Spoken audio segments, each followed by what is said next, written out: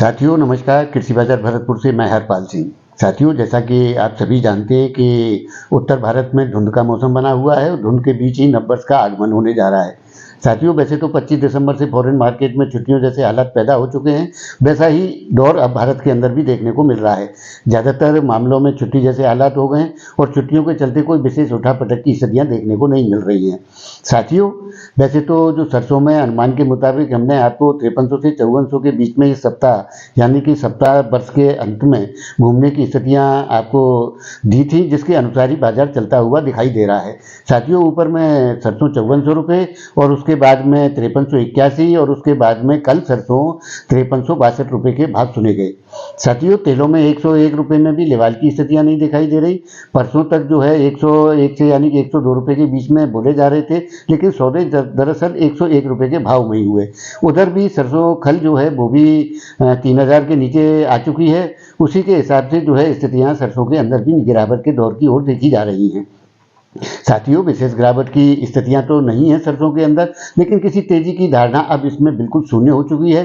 किसी भी प्रकार की तेजी की धारणा नहीं की जा सकती। अब देखना ये होगा साथियों कि नव वर्ष के अंदर फसल आने पर सरसों पुराने जो समर्थन मूल्य है यानी कि 5450 रुपये या जो सरकार द्वारा नया घोषित मूल्य 5650 रुपये के भाव पर बिकती है, या पुराने जो समर्थन मूल्य है उससे भी सरसों नीचे के भाव की स्थितियों को देखने को दौर मिल सकता है। साथियों, आगामी दौर जो है निश्चित रूप से अभी कमोडिटी में 2-3 महीने का निराशा का रहेगा, लेकिन उसके बाद इसमें अच्छी संभावनाएं देखने को मिलेंगी, ऐसा अनुमान जताया जाता है।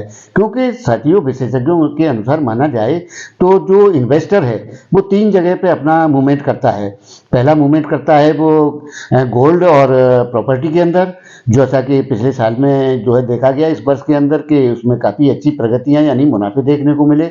दूसरा जो है इन्वेस्टर करता है आपके शेयर मार्केट के अंदर, उसमें भी काफ़ी अच्छी स्थितियां रही। और कमोडिटी मार्केट का हाल तो आप जानते ही हैं कि बेहाल रहा पूरे वर्ष, क्योंकि सरकार की नीतियां और उत्पादनों को देखते हुए जिस तरीके के हालात बने वो कमोडिटी में की नीरसता जैसी स्थितियां देखने को मिली हैं।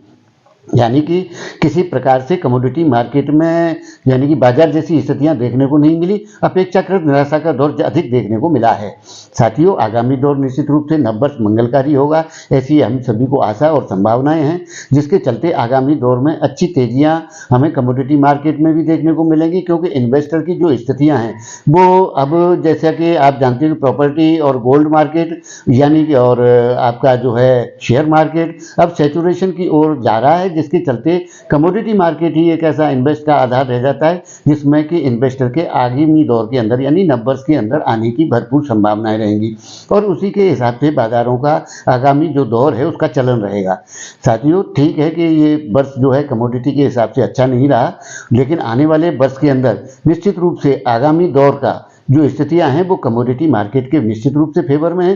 क्योंकि विश्व के अंदर जो खाद्य का संकट बना हुआ है, एलिनो फैक्टर हैं, ये सारी चीज़ें अब आगामी दौर के अंदर काम करेंगी, जिसके चलते हमें बाजारों में अच्छी उठापटक देखने को मिलेगी और अच्छा व्यापारी इसमें निश्चित रूप से अच्छे मुनाफे कमाएगा और अपने जो नफा नुकसान जो हुए हैं उनकी भरपाई की संभावना निश्चित रूप से की जा सकती है। साथियों, अब तो जो वर्ष है वो जा चुका है, अभी केवल कल का और वर्किंग डे बचा है, जिसके चलते अब इसमें कोई ज़्यादा ऐसी स्थितियां नहीं है।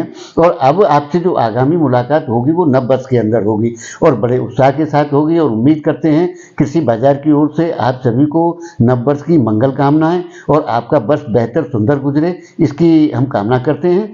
तो साथियों, आपको हमारी जानकारियां कैसी लगती हैं? इस वर्ष का ये अंतिम वीडियो है, तो कृषि बाजार की ओर से आप सभी का बहुत बहुत आभार, धन्यवाद।